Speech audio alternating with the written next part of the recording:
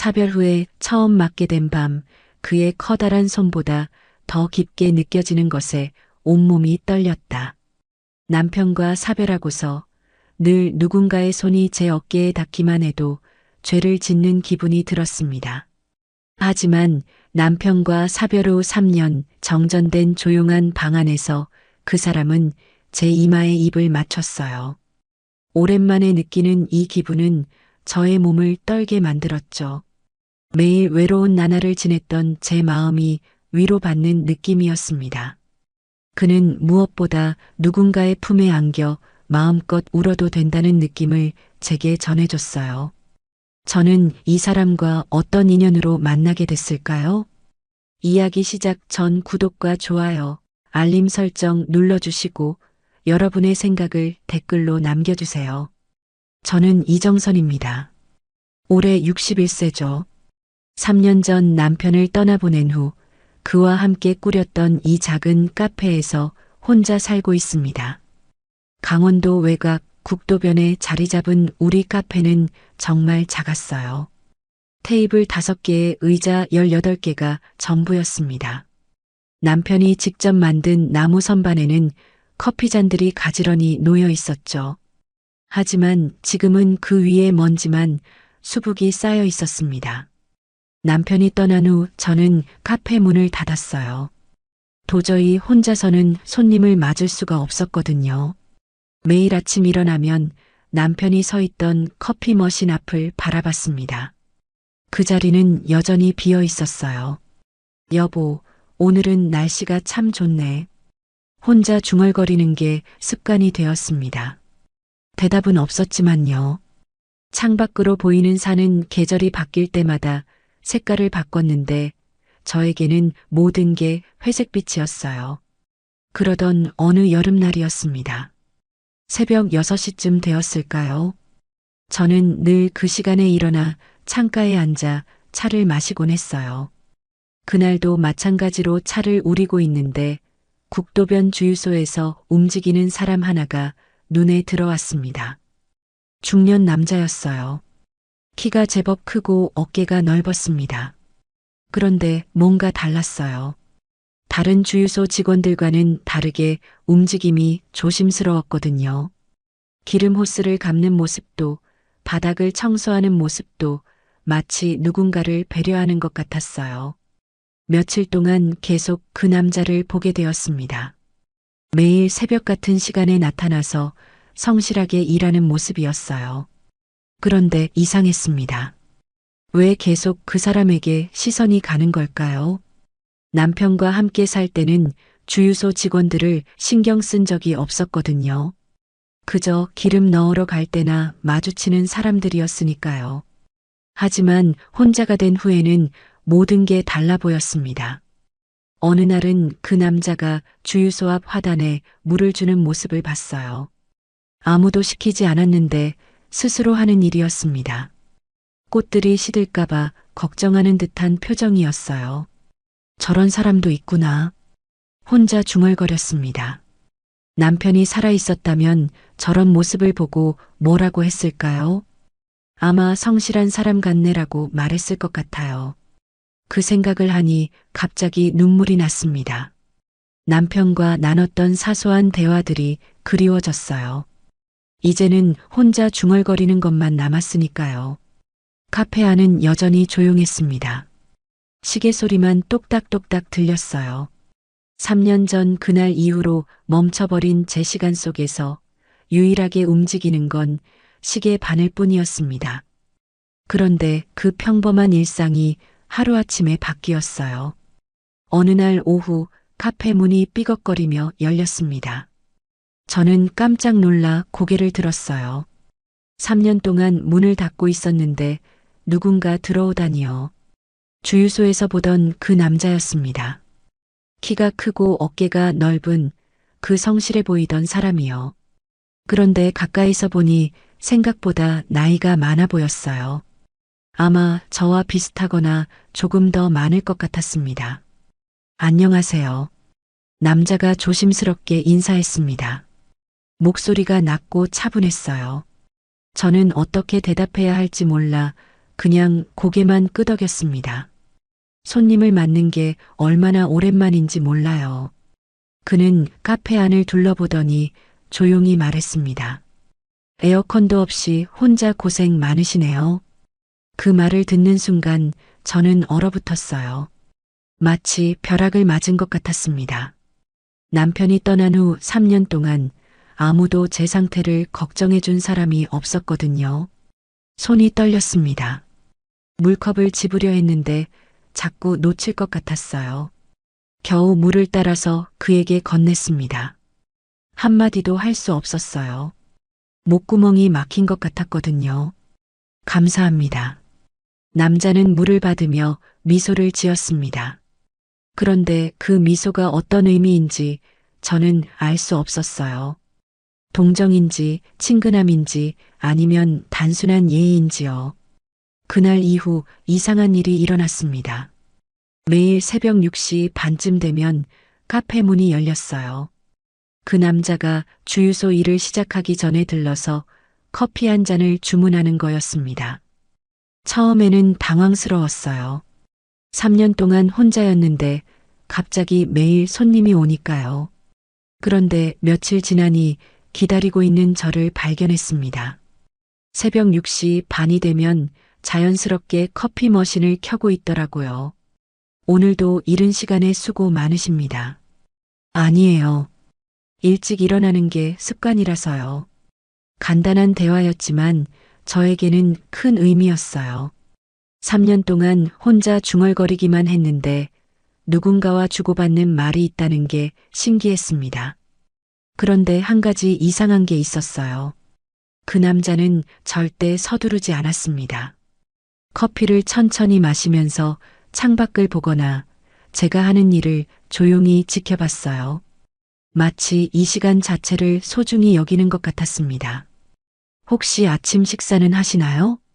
어느 날 그가 물었습니다. 저는 깜짝 놀랐어요.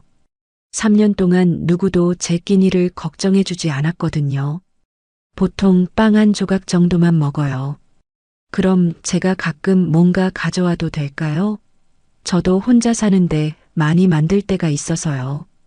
그 말에 가슴이 뜨거워졌습니다. 누군가 저를 위해 뭔가를 준비하겠다고 하다니요. 남편 이후로는 처음이었어요. 며칠 후 그는 정말로 도시락을 가져왔습니다. 김밥이었는데 정성스럽게 싸운 게 보였어요. 한 입 먹어보니 짠맛이 딱 맞았습니다. 맛있어요. 직접 만드신 거예요? 네, 서툴지만요. 그때 문득 깨달았습니다. 이 사람이 내 남편이 죽고 난 뒤 처음으로 내 상태를 물어준 사람이라는 거요. 그 첫마디가 계속 귓가에 맴돌았습니다. 에어컨도 없이 혼자 고생 많으시네요. 그 말 한마디가 저를 다시 살아있게 만들었어요. 누군가 저를 봐주고 있다는 느낌, 그게 이렇게 소중한 줄 몰랐습니다.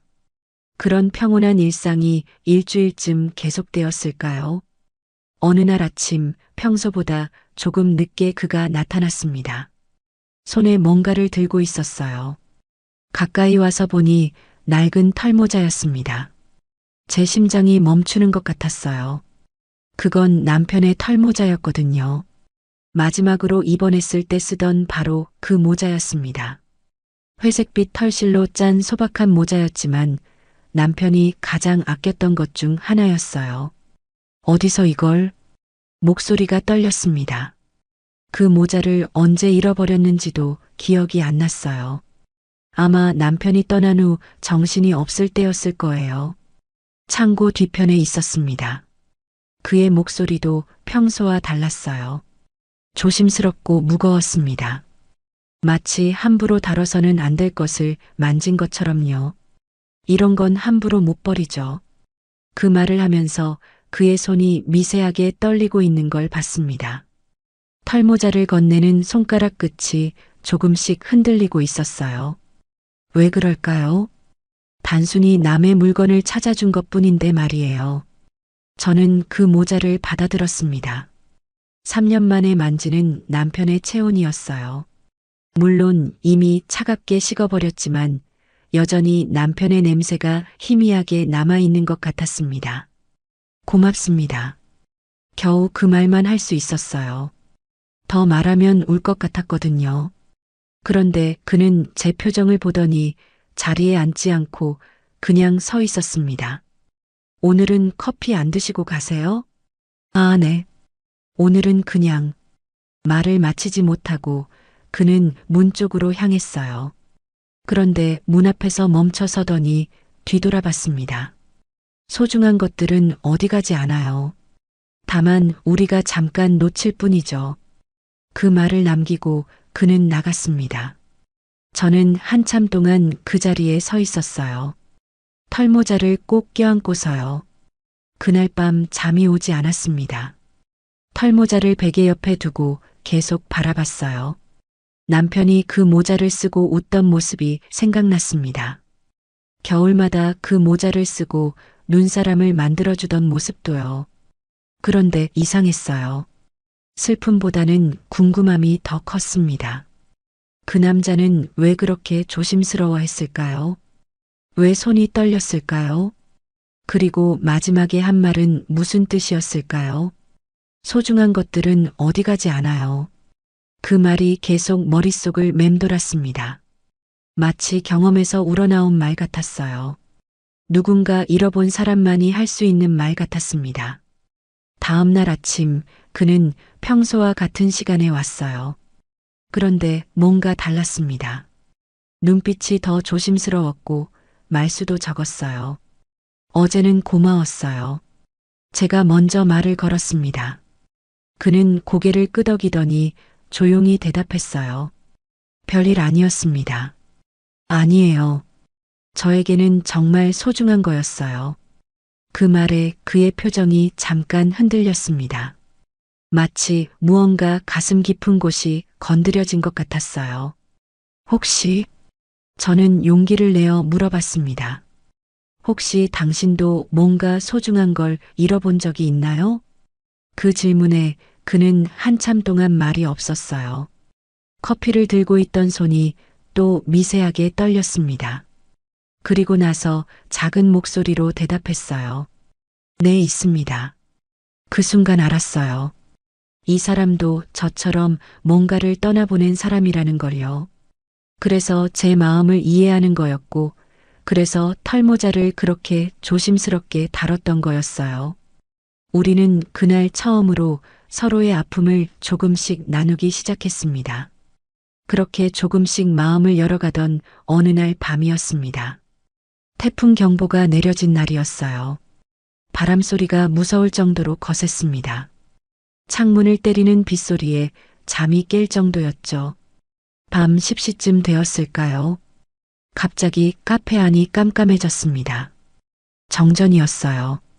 냉장고 돌아가는 소리도 멈췄고 에어컨도 꺼졌습니다.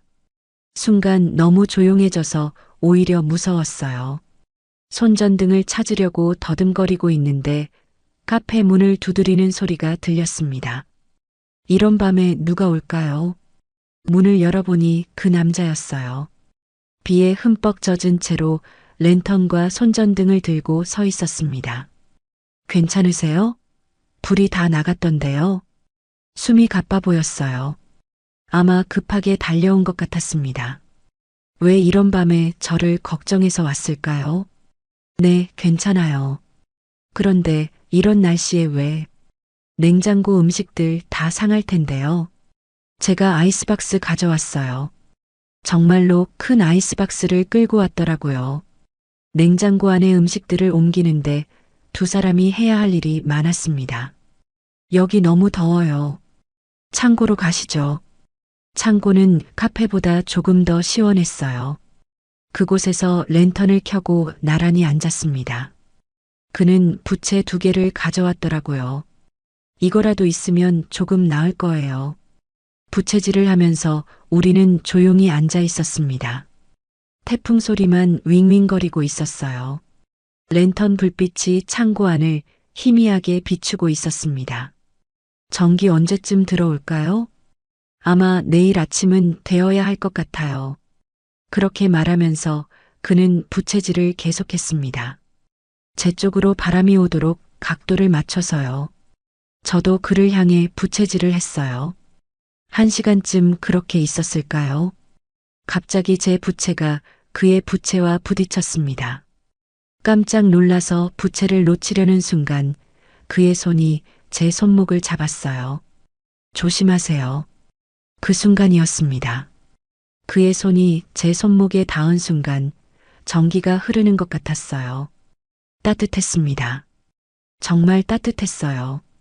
3년 동안 아무도 제 손을 잡아준 적이 없었거든요. 남편 이후로는 처음이었습니다. 그런데 이상했어요. 단순히 따뜻한 게 아니라 뭔가 더 깊은 게 느껴졌습니다. 그의 손 따뜻하다. 그런데 그보다 더 깊은 무언가가 지금 내 안으로 들어오고 있어. 속으로 그렇게 외쳤어요. 정말 그랬거든요. 손끝에서 시작된 온기가 팔을 타고 올라와서 가슴까지 도달하는 것 같았습니다. 그는 금세 손을 놓았어요. 당황한 듯 보였습니다. 죄송합니다. 그냥 부채가 떨어질까 봐서. 아니에요. 괜찮아요. 하지만 제 목소리는 떨리고 있었습니다. 그의 목소리도 평소와 달랐어요. 뭔가 흔들리는 느낌이었습니다. 우리는 다시 조용해졌습니다. 하지만 공기가 달라졌어요. 아까보다 더 무거워진 것 같았습니다. 서로 의식하고 있다는 게 느껴졌어요.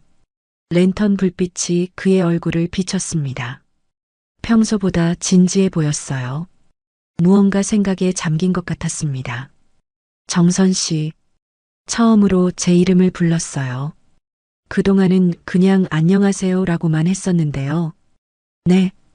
혹시 제가 너무 자주 와서 부담스럽지 않으신가요? 그 질문이 의외였어요. 오히려 저는 그가 오기를 기다리고 있었는데요. 전혀요. 오히려 말을 멈췄습니다. 오히려 당신이 와야 제가 하루를 시작할 수 있어요 라고 말하고 싶었지만 그럴 용기는 없었어요. 오히려 고마워요. 3년 만에 처음으로 누군가와 이야기할 수 있게 되었거든요. 그 말에 그의 표정이 부드러워졌습니다. 안도하는 것 같기도 했어요. 태풍은 계속 몰아쳤지만 창고 안에 우리는 이상하게 평온했습니다. 그의 손이 기억하고 있는 온기가 아직도 남아 있었어요. 그날 밤 이후 저는 혼란스러웠습니다. 그의 손이 닿았던 손목이 계속 따끔거렸어요. 아니, 따끔거린다기보다는 뭔가 남아있는 느낌이었습니다. 자꾸만 그 순간이 생각났어요. 이상했습니다. 남편을 잃은 지 3년밖에 안 됐는데 다른 남자의 손길에 이렇게 마음이 흔들리다니요. 죄책감이 밀려왔어요. 남편에게 미안하다는 생각이 들었습니다. 다음 날 아침 평소 같으면 6시 반에 커피 머신을 켰을 텐데 그러지 못했어요. 그가 올 시간이 다가오니 가슴이 두근거렸습니다. 이런 제가 싫었어요. 결국 카페 문을 열지 않았습니다. 커튼을 친 채로 숨어 있었어요. 6시 반이 되자 정말로 그가 왔습니다. 문을 두드리는 소리가 들렸지만 나가지 않았습니다. 정선 씨, 괜찮으신가요? 문 밖에서 그의 목소리가 들렸어요. 걱정스러운 목소리였습니다. 하지만 저는 답하지 않았어요. 한참 기다리더니 그는 그냥 갔습니다. 이틀째도 마찬가지였어요. 그는 매일 같은 시간에 와서 문을 두드렸지만 저는 끝까지 문을 열지 않았습니다. 창틈으로 보니 그의 표정이 점점 어두워지는 게 보였어요. 사흘째 되던 날 그는 문을 두드리지 않았습니다. 그냥 카페 앞에 서서 한참 바라보기만 하더라고요. 그리고는 천천히 주유소로 돌아갔어요. 그 모습을 보니 왜 이렇게 가슴이 아픈지 모르겠더라고요. 제가 그를 피하고 있는 건데 정작 제가 더 힘들었습니다. 나흘째부터는 아예 오지 않았어요. 새벽 6시 반이 되어도 카페 앞에 그의 모습은 보이지 않았습니다. 저는 커튼 사이로 계속 밖을 내다봤지만 그는 나타나지 않았어요. 이상했습니다. 그를 피하려고 문을 닫았는데 정작 그가 오지 않으니 더 외로웠어요. 새벽 시간이 이렇게 길고 무서운 줄 몰랐습니다. 3년 동안 혼자 있던 시간보다 더 견디기 힘들었어요. 일주일째 되던 날 저는 견딜 수가 없었습니다. 그가 정말 다시 오지 않을까봐 두려웠어요. 용기를 내어 주유소 앞까지 나가봤습니다. 그는 거기 있었어요. 평소처럼 성실하게 일하고 있었습니다. 하지만 뭔가 달랐어요. 표정이 어두웠고 움직임도 무거워 보였습니다. 한참 망설이다가 다가갔어요. 그는 저를 보고 깜짝 놀라는 것 같았습니다. 안녕하세요. 제가 먼저 인사했습니다. 그는 잠깐 멈춰서더니 조심스럽게 대답했어요. 안녕하세요. 목소리가 평소와 달랐어요. 어색하고 거리감이 느껴졌습니다. 요즘 카페에 안 오시네요. 바보 같은 말이었어요. 제가 문을 안 열어줬으니까 못 온 거잖아요. 그는 한참 말이 없다가 조심스럽게 물었습니다. 제가 무슨 실수라도 했나요? 그 말을 듣는 순간 제 마음이 무너졌어요. 실수한 건 저였는데 그는 자신을 탓하고 있었던 거예요. 아니에요. 목소리가 떨렸습니다. 그럼 왜? 오히려 저는 더 이상 거짓말을 할 수 없었어요. 오히려 그날 이후 혼자 있는 게 더 힘들어졌어요. 그 말을 하고 나니 눈물이 났습니다.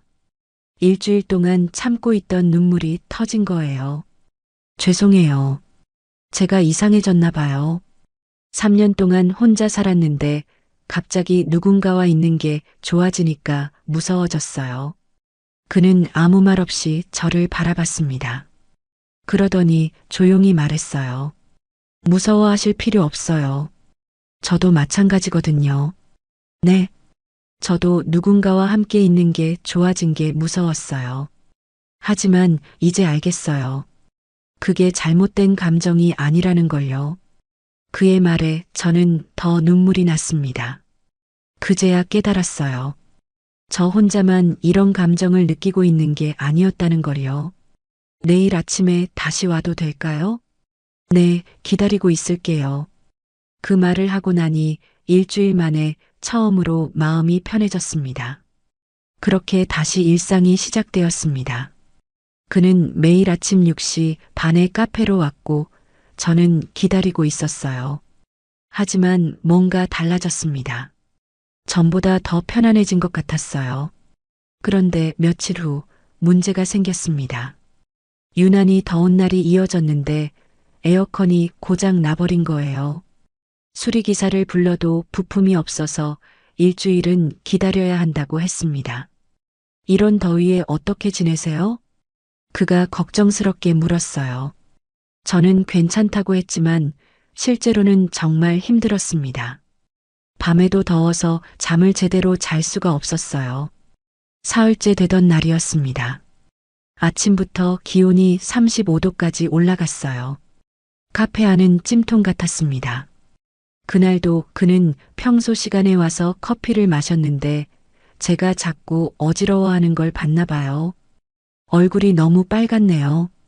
괜찮으세요? 네, 조금 더울 뿐이에요. 그렇게 말했지만 사실 머리가 띵했습니다. 몸도 축 늘어지는 것 같았어요. 오후가 되자 상황이 더 심해졌습니다. 손님도 없는 카페에서 혼자 앉아 있는데 갑자기 눈앞이 깜깜해지더라고요. 그리고는 정신을 잃었습니다. 언제였을까요? 누군가 제 이마에 차가운 수건을 올려놓는 게 느껴졌어요. 눈을 뜨니 천장이 보였습니다. 제 집 침실이었어요. 정신 차리셨네요. 익숙한 목소리였습니다. 고개를 돌리니 그가 제 침대 옆에 앉아 있었어요. 손에는 젖은 수건을 들고 있었습니다. 어떻게? 카페에서 쓰러져 계셨어요. 119를 부를까 했는데 열이 너무 심해서 일단 집으로 모시고 왔습니다. 그의 목소리에 걱정이 가득했어요. 얼마나 놀랐을까요?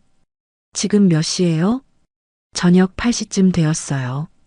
5시간 정도 주무셨네요. 5시간 동안 제가 정신을 잃고 있었다는 거예요? 그런데 그는 그 시간 동안 계속 제 곁에 있었던 건가요? 침대 옆 탁자를 보니 해열제와 물컵, 그리고 죽 한 그릇이 놓여 있었습니다. 이걸 다 준비해 주신 거예요? 네, 약국에서 해열제 사고 죽도 끓여왔어요. 열이 내리면 조금씩 드세요. 남편도 제가 아플 때 이렇게까지 세심하게 챙겨주지 않았는데 이 사람은 왜 이렇게까지 해주는 걸까요? 고마워요. 하지만 이제 괜찮으니까 가셔도. 아직 열이 완전히 내리지 않았어요. 조금 더 지켜보고 갈게요. 그는 다시 제 이마에 차가운 수건을 올려놓았습니다. 그의 손이 제 이마에 닿는 순간 묘한 기분이 들었어요. 차갑고 시원한 느낌이었는데 동시에 따뜻함도 느껴졌습니다. 왜 이렇게까지 해주세요? 저도 모르게 물어봤어요. 그는 잠깐 손을 멈추더니 조용히 대답했습니다. 혼자 아프면 더 힘들잖아요. 그 말에 가슴이 뜨거워졌어요. 정말 그랬거든요. 남편이 떠난 후 혼자 아팠던 적이 몇 번 있었는데 그때마다 정말 외롭고 무서웠습니다. 당신도 혼자 사시나요? 네, 저도 혼자 살아요. 가족은? 옛날에 있었죠. 그 말에 뭔가 깊은 슬픔이 담겨 있는 것 같았어요. 더 묻지 않았습니다. 밤 10시쯤 되자 열이 많이 내렸습니다. 그제야 그는 안심하는 표정을 지었어요. 이제 괜찮은 것 같네요. 내일 아침에 다시 와서 확인해 볼게요. 일어서려는 그를 보니 갑자기 혼자 있기가 싫어졌어요. 조금만 더 있어 주시면 안 될까요? 그 말에 그는 다시 앉았습니다. 네, 괜찮아요. 그는 제 이마에 손을 올려놓은 채 조용히 앉아 있었어요. 그 손길이 정말 따뜻했습니다. 몸은 아직 아팠지만 이상하게 마음은 편안했어요. 3년 만에 처음으로 누군가의 보살핌을 받고 있다는 생각이 들었습니다. 이런 기분이 이렇게 소중한 줄 몰랐어요. 그의 손이 이마 위에 있는 한 저는 혼자가 아니었습니다. 열이 내린 후에도 그는 제 곁에 있어줬습니다. 밤이 깊어가는데도 일어날 생각을 하지 않더라고요. 저도 그가 가기를 원하지 않았어요. 정말 괜찮으시면 이제 가봐야겠어요. 마침내 그가 일어서려고 했습니다. 시계를 보니 밤 11시가 넘어 있었어요. 기다려보세요. 저도 모르게 그의 손을 잡고 있었습니다. 그는 깜짝 놀라며 저를 바라봤어요. 왜 이렇게까지 잘해주세요? 정말 궁금했거든요. 처음 보는 사람도 아니고 그렇다고 가까운 사이도 아닌데 왜 이렇게까지 해주는 걸까요? 그냥 혼자 있으면 안 될 것 같아서요. 그의 목소리가 떨렸습니다. 뭔가 더 깊은 의미가 있는 것 같았어요. 당신도 혼자잖아요. 네, 그래서 더 잘 아는 것 같아요. 혼자 아픈 게 얼마나 무서운지요. 그 말에 제 마음이 뭉클해졌습니다. 정말 그랬거든요. 혼자 아프면 세상에서 가장 외로운 기분이 들어요. 정선 씨, 그가 제 이름을 불렀습니다. 목소리가 평소와 달랐어요. 더 부드럽고 따뜻했습니다. 네, 제가 너무 나댄 건 아닐까요? 무슨 말씀이세요? 이렇게 함부로 들어와서 간병하고 혹시 부담스러우셨을 수도. 아니에요. 저는 그의 말을 끊었습니다. 오히려 고마워요. 3년 만에 처음으로 누군가가 저를 걱정해줬거든요. 그 말을 하고 나니 눈물이 났어요. 정말 고마웠거든요. 그는 조용히 제 옆에 다시 앉았습니다. 그리고는 조심스럽게 손을 내밀어 제 이마를 만졌어요. 아직 조금 뜨거우네요. 그의 손이 이마에서 천천히 뺨으로 내려왔습니다. 저는 눈을 감았어요. 그 손길이 너무 따뜻해서요. 정선 씨, 다시 제 이름을 불렀습니다. 저는 눈을 뜨고 그를 바라봤어요. 그의 눈빛이 평소와 달랐습니다. 뭔가 간절함이 보였어요. 저도 오랫동안 혼자였어요. 얼마나 오래요? 5년 정도 됐나요? 저보다 더 오래 혼자 살았다는 거예요. 그럼 그도 저처럼 외로웠을 텐데요. 그는 천천히 고개를 숙였습니다. 그리고는 조심스럽게 제 뺨에 입술을 가져다 댔어요. 살짝, 정말 살짝이었습니다. 그 순간 제 온몸이 떨렸어요. 사별 후 처음 맞게 된 밤, 그의 커다란 손보다 더 깊게 느껴지는 것에 온몸이 떨렸습니다. 그의 손이 제 얼굴을 감쌌고 그의 숨결이 제 목덜미에 닿았어요. 따뜻했습니다. 정말 따뜻했어요. 하지만 그보다 더 깊게 느껴진 게 있었습니다. 그의 손길 속에 담긴 마음이었어요. 말없이 나눈 위로, 눈으로 건넨 용기, 그리고 이제 다시 살아도 된다는 허락 같은 감정이었습니다. 무서워요. 저는 속삭였습니다. 뭐가 무서우세요? 이런 제가 무서워요. 남편을 잃은 지 3년밖에 안 됐는데. 괜찮아요. 그가 제 머리를 쓰다듬어 줬습니다. 다시 사는 게 죄는 아니에요.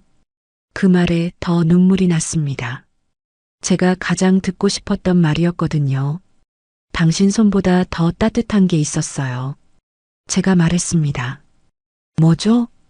그건 바로 나를 다시 살아가게 만든 당신 마음이었어요.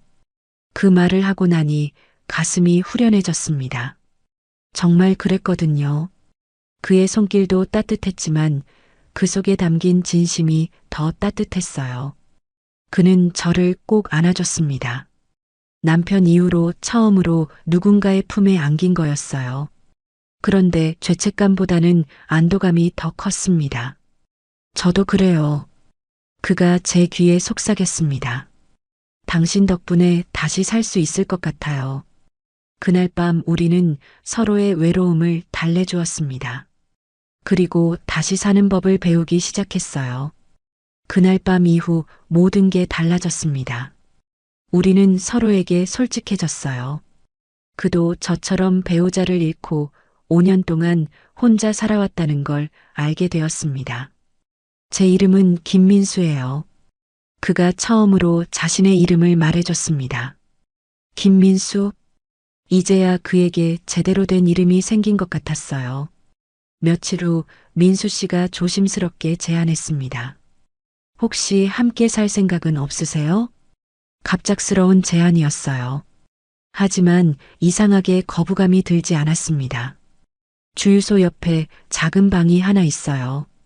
거기서 함께 지내시면 어떨까요? 카페는 어떻게 하죠? 카페는 그대로 운영하시면 돼요. 저도 주유소 일은 계속할 거고요. 생각해보니 나쁘지 않은 제안이었어요. 혼자 사는 것보다는 훨씬 나을 것 같았습니다. 일주일 후 저는 카페 2층 살림을 정리해서 주유소 옆 작은 방으로 이사했습니다. 그리 크지 않은 방이었지만 둘이 살기에는 충분했어요. 처음에는 어색했습니다. 3년 동안 혼자 살다가 갑자기 누군가와 함께 지내니까요. 하지만 민수 씨는 제 생활 패턴을 배려해줬어요. 아침에는 여전히 6시에 일어나서 카페로 갔습니다. 민수 씨도 6시 반에 일어나서 커피를 마시러 왔고요. 예전과 똑같았지만 뭔가 다른 기분이었어요. 오늘도 수고하세요. 당신도 오늘 하루 화이팅이에요. 작은 대화였지만 하루를 시작하는 힘이 되었습니다. 저녁에는 함께 밥을 먹었어요. 민수 씨가 요리를 잘해서 맛있는 음식을 많이 해줬습니다. 남편도 요리를 해줬지만 민수 씨 요리는 또 다른 맛이었어요. 맛있어요. 어디서 배우신 거예요? 혼자 살면서 배웠어요. 처음에는 라면밖에 못 끓였는데요. 그 말에 웃음이 났습니다. 저도 남편이 떠난 후 요리하는 법을 새로 배웠거든요. 한 달쯤 지나자 완전히 익숙해졌습니다. 카페와 주유소에는 매일 따뜻한 불빛이 켜졌어요. 제가 카페에서 일할 때 민수 씨는 주유소에서 일하고 저녁에는 함께 시간을 보냈습니다. 행복해요. 어느 날 저녁 함께 차를 마시면서 말했습니다. 저도요. 민수 씨도 미소를 지었어요. 처음에는 죄책감이 들었어요. 남편을 잃은 지 얼마 안 됐는데 다른 사람을 좋아하게 되니까요. 저도 그랬어요. 아내한테 미안한 마음이 들었습니다. 민수 씨도 아내를 잃었구나.